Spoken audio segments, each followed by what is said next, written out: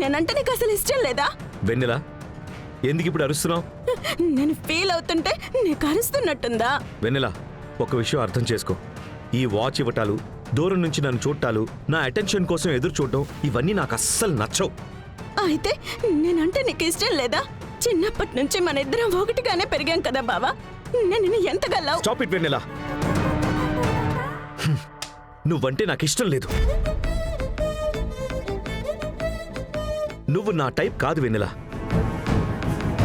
నేను నిన్ను లవ్ చేస్తాను, పెళ్లి చేసుకుంటాను అని కల్లో కూడా అనుకోకు.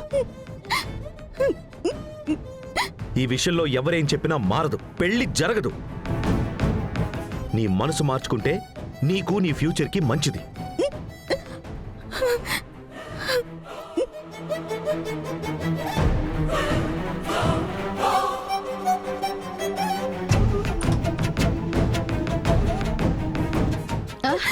ఏమైంది? బావతో మాట్లాడావా?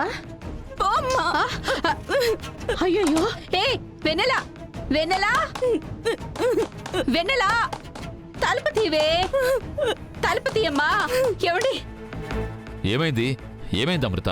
ఏమైందో తెలియదండి, ఏడుస్తూ వచ్చింది, లోపలికి వెళ్ళి తలుపేసేసుకుంది. చూడండి. వెన్నెల, వెన్నెల, వెన్నెల, తలుపు తీయమ్మా. నాన్న చెప్తున్నాడు, తలుపు తీయమ్మా. వెన్నెల, వెన్నెల, వెన్నెల, వెన్నెల, అయ్యో వెన్నెల, ఎందుకంత పని చేసావమ్మా? ఏమైందమ్మా? ఎందుకు నువ్వు ఇంతలా ఏడుస్తున్నావు? బావా, బావ నన్ను లవ్ చేయటం లేదని చెప్పేశారు నాన్న. నేనంటే ఇష్టం లేదంట నాన్న. నాతో పెళ్ళి అసలు కలలో కూడా చేసుకోడంట. అమ్మా, నువ్వు బావతో మాట్లాడమ్మా. అలా ఏడవకమ్మా, బావతో మాట్లాడదాం, ఒప్పిద్దాం. చిన్న వయసు నుంచే బావతోనే నీ పెళ్లి అని ఆశ పెట్టి పెంచారు కదా నాన్న.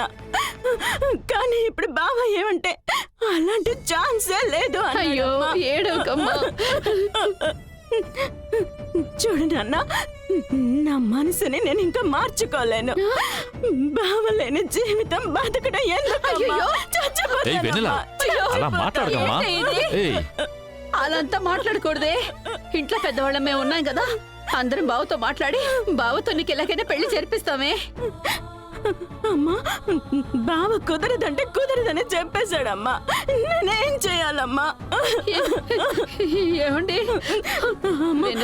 నా వల్ల కాదమ్మా. ఏమైందన్నయ్య? మీనా, చూసావమ్మా నా కూతురు పరిస్థితి? నీ కొడుకు ఈ రోజు మాట్లాడిన మాటలకి నా కూతురు ప్రాణాలు తీసుకోబోయిందమ్మా. ఈ రోజు కోసమా నేను ఇన్ని రోజులు ఈ ఇంట్లో నీకు తోడుగా ఉంటుంది? అన్నయ్య, నన్నేం చేయమంటావు? నేను వాడికి చెప్తూనే ఉన్నాను కదన్నయ్య. ప్లీజ్ వెన్నెల, ఏడవకమ్మా. నేను ఇప్పుడే రవితో మాట్లాడతానుండు. రవి, ఏమైంది మీనా? ఏం జరిగింది? వెన్నెల ఎందుకు ఏడుస్తోంది?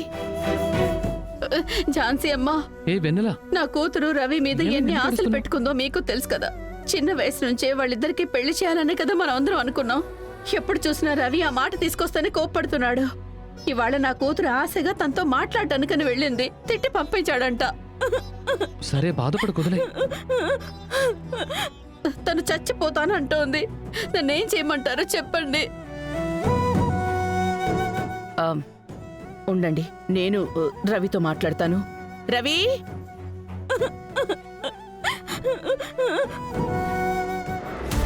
ఏంటి జాను? నువ్వేం ఆలోచిస్తున్నావు? అర్థం కాల. మీ అమ్మ మీ పెళ్లి చేయాలని ఆశపడుతోంది. ఇంట్లో ఉన్న వాళ్ళందరూ కూడా వెన్నెలకి నీకు పెళ్లి చేయాలనుకుంటున్నారు.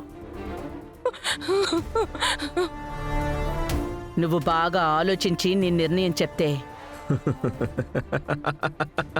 రవి, ఎందుకు నవ్వుతున్నావు? ఆ రెండు ఆశలు తీరవు. ఇది జరగదు జాను. ఏమల్లుడు, ఎందుకు జరగదో? నా కూతురికి ఏం తక్కువ? తనకి తెలివి లేదా, చదువు లేదా, అందం లేదా? వీటన్నిటికీ మించి తను నీకు వరసైన అమ్మాయి. చివరి వరకు నిన్ను కళ్ళల్లో పెట్టుకుని చూసుకుంటుంది. మీ అమ్మకి మంచి కోడలుగా ఉంటుందల్లుడు. మీ అమ్మకి మంచి కోడలుగా ఉంటుందల్లుడు. అయ్యో మావయ్య, వెన్నెల్లో ఏ లోపం లేదు. నేను అలా అనలేదు. నాకు పెళ్లి మీదే ఇంట్రెస్ట్ లేదు. అలాగే ఇంకో ముఖ్యమైన విషయం, వెన్నెల తప్పుగా అనుకోవద్దు. వెన్నెలకి నాకు అసలు సెట్ అవదు మావయ్య. తనకి నాకు పెళ్లి జరిగితే తను కష్టపడుతుంది మావయ్య, నేను కష్టపడాల్సి ఉంటుంది. ఇటు చూడు మావయ్య, వెన్నెలకి ఒక మంచి అబ్బాయిని చూసి తను కోరుకున్న ఒక మంచి లైఫ్ తనకి ఇవ్వండి. అదే మన అందరికీ మంచిది. ఇది నేను ఎప్పటి నుంచో చెప్తున్నాను. మీరే అర్థం చేసుకోకుండా అడిగిందే మళ్ళీ మళ్ళీ అడుగుతూ ఉన్నారు. అయితే నా కూతురు జీవితం ఇప్పుడు ఏమైపోవాలి? అత్త, దానికి నేనేం సమాధానం చెప్పగలను? ఎప్పుడైనా మీ కూతుర్ని పెళ్లి చేసుకుంటాను అని చెప్పానా? చెప్పండి అత్త, నేను మీకు ఎప్పుడైనా చెప్పానా? అది కాదల్లుడు, చిన్నప్పటి నుంచి మీరు చెప్తూనే వచ్చారు. నేనెప్పుడు చెప్పలేదే. వెన్నెల ఆశపడిందా? లేదే. తన మనసులో మీరే కదా ఆశలు నాటింది. దానికి నేనెలా బాధ్యుడినవుతాను?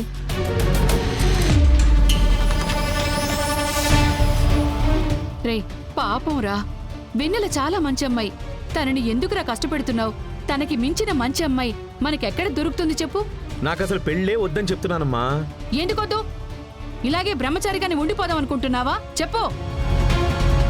నువ్వు సన్యాసం తీసుకోవడానికేనా నిన్ను కనిపెంచింది?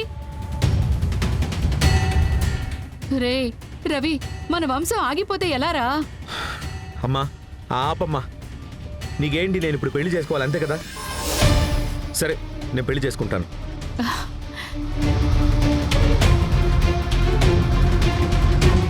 వెన్నెల్ని చేసుకోవాలి.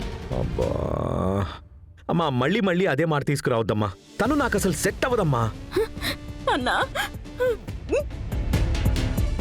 బంగారీ లాంటి ఒక అమ్మాయిని చూడండి.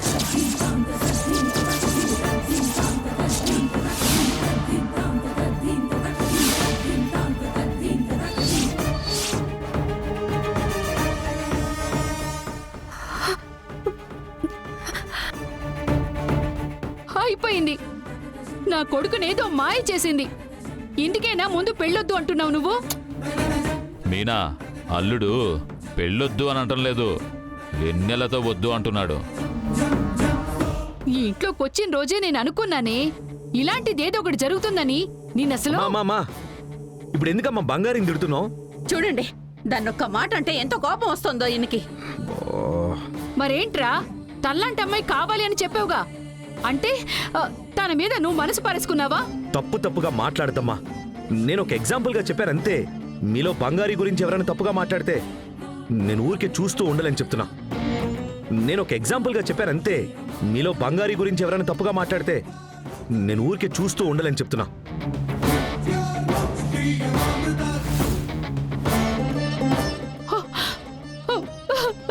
ఏంటండి ఇది? హే వెన్నెల, ఏయ్, వెన్నెల, వెన్నెల! అమ్మ వెన్నెల, నేను ఎక్కడికి? చెప్పేది వినమ్మా. వెన్నెల, ఆగు! ఝాన్సీ అమ్మా, నాకేం అర్థం కావడం లేదమ్మా.